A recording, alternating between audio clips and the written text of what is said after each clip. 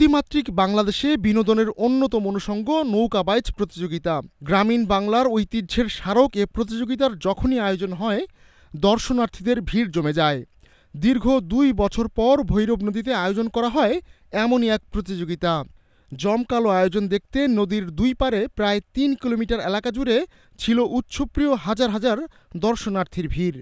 শুক্রবার বিকেলে যশোরের অভয়নগরের ভৈরব নদীতে গ্রাম বাংলার ঐতিহ্য এই প্রতিযোগিতার আয়োজন করা হয়। এই উৎসব মাতাতে যশোর, খুলনা, মাগুরা, গোপালগঞ্জ ও ফরিদপুরের ৮টি দল অংশ নেয় প্রতিযোগিতায়। এমন আয়োজনের সাক্ষী হতে পেরে সন্তুষ্ট দর্শনার্থীরা।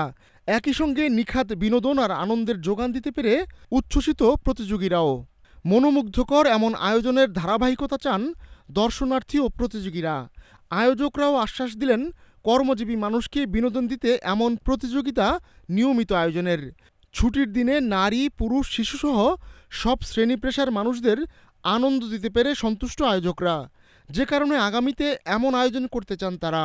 নওয়াপাড়া স্পোর্টিং ক্লাব আয়োজিত প্রতিযোগিতায় চ্যাম্পিয়ন হয় গোপালগঞ্জের টুঙ্গিপাড়ার জয়মা কালী দল।